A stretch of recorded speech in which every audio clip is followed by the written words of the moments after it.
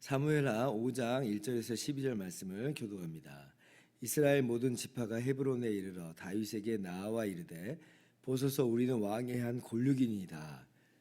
전에 곧 사울이 우리의 왕이 되었을 때에도 이스라엘을 거느려 출입하게 하신 분은 왕이시었고 여호와께서도 왕에게 말씀하시기를 내가 내 백성 이스라엘의 목자가 되며 내가 이스라엘의 주권자가 되리라 하셨나이다 하니라. 이에 이스라엘 모든 장로가 헤브론에 이르러 왕에게 나아오매 다윗 왕이 헤브론에서 여호와 앞에 그들과 언약을 맺음에 그들이 다윗에게 기름을 부어 이스라엘 왕으로 삼으니라. 다윗이 나이가 30세에 왕위에 올라 40년 동안 다스렸을 때 헤브론에서 7년 6개월 동안 유다를 다스렸고 예루살렘에서 33년 동안 온 이스라엘과 유다를 다스렸더라. 왕과 그의 부하들이 예루살렘으로 가서 그 땅 주민 여부스 사람을 치려하매 그 사람들이 다윗에게 이르되 네가 결코 이리로 들어오지 못하리라. 맹인과 다리 저는 자라도 너를 물리치리라 하니 그들 생각에는 왕이 이리로 들어오지 못하리라 함이나. 다윗이 시온 산성을 빼앗았으니 이는 다윗성이더라. 그날에 다윗이 이르기를 누구든지 여부스 사람을 치거든 물깃는 대로 올라가서 다윗의 마음에 미워하는 다리 저는 사람과 맹인을 치라 하였으므로 속담이 되어 이르기를 맹인과 다리 저는 사람은 집에 돌아오지 못하리라 하더라. 다윗이 그 산성에 살면서 다윗성이라 이름하고 다윗이 밀로에서부터 안으로 성을 둘러싸으니라. 만군의 하나님 여호와께서 함께 계시니 다윗이 점점 강성하여 가니라. 두로왕 히람이 다윗에게 사절들과 백향목과 목수와 석수를 보내매 그들이 다윗을 위하여 집을 지으니 다윗이 여호와께서 자기를 세우사 이스라엘 왕으로 삼으신 것과 그의 백성 이스라엘을 위하여 그 나라를 높이신 것을 알았더라.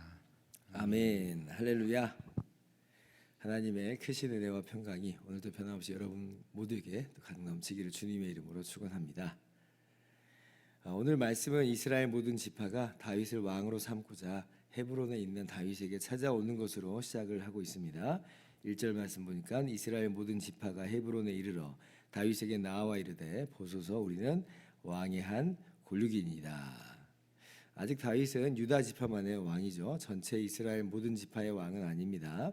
그런데 이제 전체 모든 이스라엘 지파가 다 다윗 보고 자신들의 왕이 되어달라고 하는 거예요. 이거 뭐 사울의 아들 이스보셋이 죽었으니까 다른 대안이 없지 않겠느냐?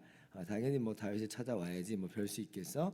이렇게 생각할 수도 있겠지만 그러나 사실 이스라엘 모든 지파들이 이러한 결정을 내리기까지 지금까지의 다윗의 행보가 상당히 의미가 있었다라고 하는 것을 우리가 알 필요가 있습니다. 한번 기억을 더듬어 봅시다. 사무엘하 1장서부터 보면 이스라엘의 왕인 사울 왕이 죽었습니다. 근데 그때 다윗이 어떻게 해요? 사울이 자기를 지금까지 그렇게 죽이려고 했으니까 사울 보고 잘 죽었다 뭐 이렇게 하지 않았죠. 슬퍼하고 애가를 지어 부르기까지 했습니다. 이것이 이스라엘 지파들에게는 하나의 시그널을 주었을 거예요. 사울이 우리의 왕이었잖아요, 그죠? 근데 다윗이 그러한 사울을 위하여 슬퍼해 주더라는 거예요. 그러면 다윗에 대한 호감도라고 하는 것은 당연히 상승할 수밖에 없습니다. 공감하잖아요, 공감.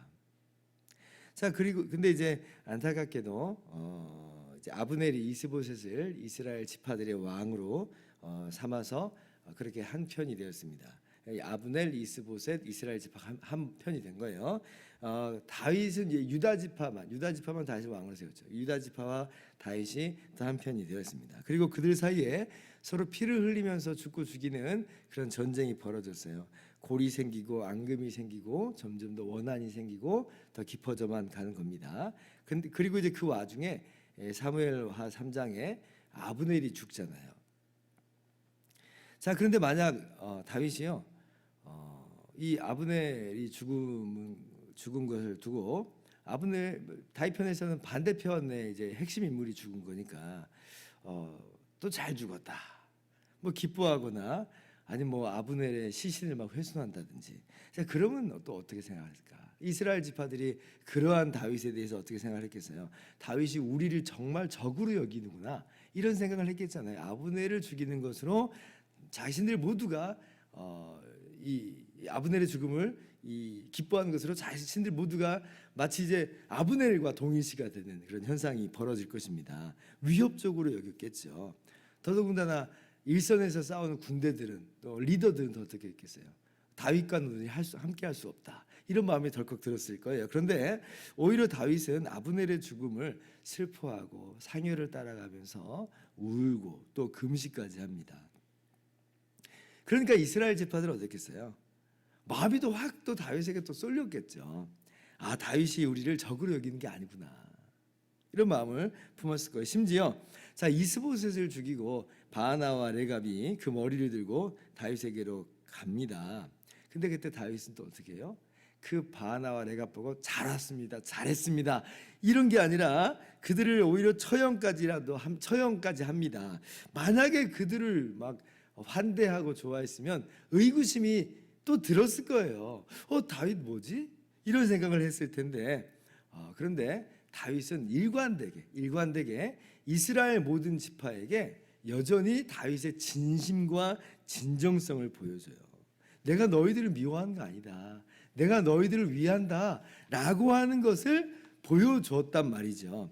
그러니까 그들 마음 가운데 다윗에 대한 신뢰가 있는 거예요. 신뢰가. 다윗이 우리를 버렸어, 우리를 떠났어, 우리는 다윗하고 상관없어 이런 마음으로가 아니라 이러한 다윗의 이 삶의 모습을 쭉 바라볼 때 다윗이 지금 우리랑은 편이 갈라져 있긴 하지만 그러나 그렇다고 해서 우리의 적은 아니야. 우리를 미워하진 않아 라고 하는 그런 마음이 있다는 거예요. 그러니까 이런 다윗의 진심을 보고 오늘 이제 이스라엘 모든 지파가 이스보셋이 죽었을 때 주저함 없이 옵니다. 아니 뭐 이스보셋 죽었다면 사울의 또 다른 아들들이 있거든요, 사실은.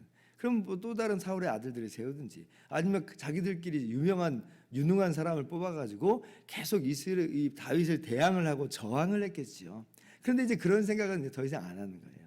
정말 다윗이 우리의 왕이 맞아라고 여기면서 다윗에게 나와서 기름을 부어 왕으로 삼더라 하는 거예요. 오늘 말씀 보면서 많은 생각을 하게 됩니다. 일단 다윗이 우리가 알다시피 예수 그리스도의 진정한 왕이 되신 진정한 기름 부음 받으신 예수 그리스도의 예표잖아요. 자, 그러면 우리가 하나님께 나오는 것, 우리가 하나님께 나와서 우리의 왕이 되어달라고 요청을 하는 것, 쉽게 말하면 우리가 하나님을 사랑하는 것이 그러면 우리가 먼저 그렇게 하나님을 사랑한 거냐라고 할 때에 아니라고 하는 것을 우리는 오늘 말씀 속에서 다시 한번 확인하고 있는 거예요. 우리가 하나님을 먼저 사랑한 게 아니죠. 우리는요, 우리를 향하신 변함없는 한결같은 하나님의 사랑을 알고 보았어요. 그 사랑을 믿었어요. 그래서 그 사랑으로 말미암아 하나님께 나오는 것이죠. 하나님이 먼저 우리를 사랑하신 거예요. 성경에서 분명히 이야기하잖아요. 우리가 하나님을 사랑한 것이 아니고 하나님이 먼저 우리를 사랑하셨다. 그러한 하나님의 사랑을 우리가 알고 믿은 거예요. 그러니까 우리가 내가 믿어야지 라고 해서 한 게 아니라 하나님의 그 모습이 우리를 감동시키고 우리를 이끌었다라고 하는 것이죠. 먼저 이 부분을 우리가 분명하게 깨달을 수 있어야 되겠습니다. 그리고 이제 두 번째로 그 은혜 안에서 이제 다윗을 우리의 신앙의 선배로서 신앙의 모범적인 인물로서 이제 또 생각을 해본다면 그러면 은혜 받은 우리가 어떻게 살아가야 되는가라고 할 때 다윗이 또 오늘 우리의 모습들을 잘 보여주고 있죠. 어떻게 살아야 돼요? 한결같은 모습으로 진정성 있는 모습으로 다른 사람들에게 공감해주고 섬기고 사랑하는 모습으로 살아가는 것이 마땅함을 또 오늘 다윗이 우리들에게 우리의 신앙의 선배로서 보여주고 있습니다. 우리 주님께서 우리들에게 요구하는 그 삶의 모습이 바로 그거였죠. 몇 번이나 용서를 해야 되겠습니까? 라고 베드로가 물어볼 때 70번에 7번씩이라도 해라. 진정성과 정말 한결같은 그러한 사랑과 섬김의 모습을 보여주라는 거예요. 오늘날 교회들이 우리 교회를 포함해서 한국의 모든 교회가 어떻게 하면 이 시대 속에서 신뢰를 회복하는가? 신뢰를 회복하는 게 뭐 능사고 절대적인 건 아닙니다만은 바른 성경적 관점에서 신뢰를 회복할 수 있겠는가? 어떻게 해서 우리 교회들이 다시 한번 부흥하고 일어날 수 있을까라고 할 때 우리의 각 삶의 자리에서 이러한 한결같은 모습, 우리의 진정성을 보여주는 거예요. 사람을 이용하는 어떤 그러한 당리당략적인 그런 모습으로, 전략적인 모습으로 사람들을 대하는 게 아니라 주님의 사랑으로 진정성 있게 그들을 사랑하고 섬기고 공감해주면, 그러면 거기에 공명이 돼요. 우리가 그렇게 공명되어서 예수님을 믿게 된 것처럼 그들이 우리의 사랑을 보고 공명이 돼서 주님의 사랑을 보게 되는 거죠. 그러면 그 주님의 사랑을 보고 주님께 나오게 되지 않겠습니까? 이러한 모습이 한국 교회 안에, 또 우리 교회 안에 일어날 수 있기를 바랍니다. 마지막으로 오늘 말씀을 적용을 할 때에 결국 이렇게 하나님의 모든 계획이 주님의 뜻대로 이루어지는 것을 봅니다. 하나님께서 주님의 계획을 이렇게 성실하게 이루어가는 것을 봐요. 하나님이 목동에 불과한 소년 다윗을 기름 부어서 왕으로 세웠습니다.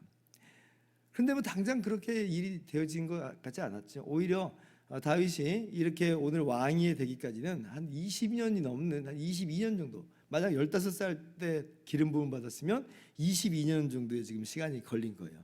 수많은 우여곡절이 있었죠. 사울이 죽이려고 했고, 망명 생활하고, 또돌이 생활하고, 미친 채 하기도 하고, 가족들이 약탈되기도 하고, 내전이 지금 벌어지기도 하고, 엄청나게 많은 우여곡절이 있었어요. 그런데 결국 하나님이 어때요? 이 모든 일 가운데 하나님의 뜻대로 이루시더라, 하나님의 계획이 이루어지더라, 하나님께서 이 모든 걸 성취해내시더라 라는 것을 봅니다. 우리를 향하신 하나님의 선하신 계획과 하나님의 부르심이 있다는 걸 기억합시다. 그리고 하나님의 그 모든 계획과 부르심은 하나님이 반드시 이루십니다. 하나님의 은사와 부르심에는 후회하심이 없느니라 그래요. 그러니까 하나님의 계획은 변경되거나 좌절되는 일이 없어요. 하나님께서 우리를 향하셨던 그 좋으신, 그 선하신 계획과 그 모든 뜻은 우리의 삶 속에서 반드시 이루어집니다. 오늘 다윗의 모습 보면서 우리가 그걸 다시 한번 확인하게 되는 거예요. 그러므로 우리를 향하신 주님의 계획이 오늘 또 이루어져감을 우리가 기억하면서, 지금 상황이 지금 우리가 대단한 그러한 어떤 성취와 성공과 어떤 이 완성을 이룬 것은 아닐 것이에요. 그러나 분명히 주님께서 주님의 날에 그런 놀라운 일을 이루실 것을 우리가 알고 믿고 기대하면서, 오늘도 인내하면서 또 기뻐하면서 그렇게 잘 우리의 삶을 감당할 수 있기를 주님의 이름으로 축원합니다. 기도하겠습니다.